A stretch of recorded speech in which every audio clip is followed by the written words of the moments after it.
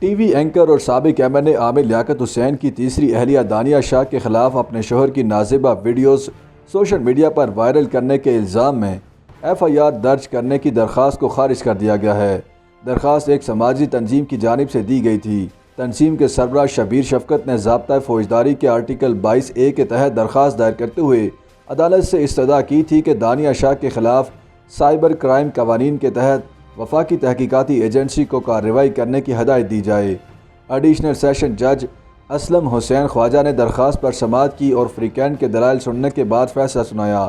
دوران سماعت جج نے ریمارکس دیے کہ ریکارڈ کی جانچ پڑتال سے معلوم ہوتا ہے کہ مرحوم عامر لیاقت کی زندگی میں ان کی اہلیہ دانیہ شاہ نے ایسی تصاویر یا ویڈیوز وائرل کیں جو اخلاقی طور پر قابل اعتراض تھیں، لیکن جج نے ایف آئی آر درج کرنے کی درخواست خارج کرتے ہوئے کہا کہ عامر لیاقت کی بیٹی پہلے ہی ایف آئی اے کی سائبر کرائم ونگ کو دانیہ شاہ کے خلاف ایک درخواست دے چکی ہیں، جس پر 4 رکنی ٹیم انکوائری کر رہی ہے، لہٰذا ایک ہی معاملے پر 2 درخواستیں قابل سماعت نہیں ہیں۔ یاد رہے کہ اپنی درخواست میں شہری شبیر شفقت نے موقف اختیار کیا تھا کہ دانیہ شاہ نے اپنے خاوند کی برہنہ تصاویر اور ویڈیوز سوشل میڈیا پر وائرل کیں، جس نے میاں بیوی کے مقدس رشتے پر درار ڈال دی۔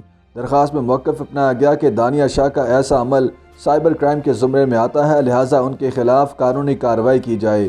درخواست گزار کا کہنا تھا کہ پہلے F I A cyber crime wing سے خاتون کے خلاف کارروائی کے لیے رجوع کیا تھا، لیکن کوئی فائدہ نہیں ہوا۔ دوسری جانب ایف آئی اے کے اسسٹنٹ ڈائریکٹر لیگل اعجاز علی کلوڑ نے بھی عدالت میں کہا کہ عامر لیاقت کی بیٹی پہلے ہی اس معاملے پر ایجنسی کو درخواست دے چکی ہے اور اس پر انکوائری بھی جاری ہے، لہٰذا یہ درخواست قابل سماعت نہیں، اس لیے خارج کی جائے۔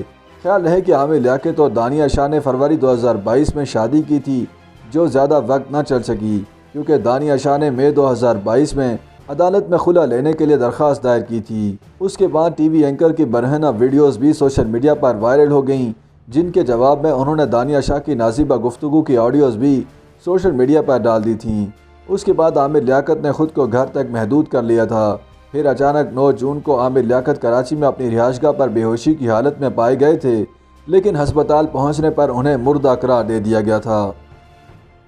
یوٹیوب پر گوگلی نیوز دیکھنے کے لیے youtube.com کی سرچ بار میں googly news T V type کریں۔ گوگلی نیوز کے پیج پر سرخ رنگ کے سبسکرپشن والے بٹن پر کلک کرنا نہ بھولیے۔ یوٹیوب پیج پر اپلوڈ ہونے والی ویڈیوز سے باخبر رہنے کے لیے بیل آئیکن پر کلک کیجیے۔ آپ کو ہر نئی ویڈیو کے بارے میں نوٹیفیکیشن موصول ہو جائے گا۔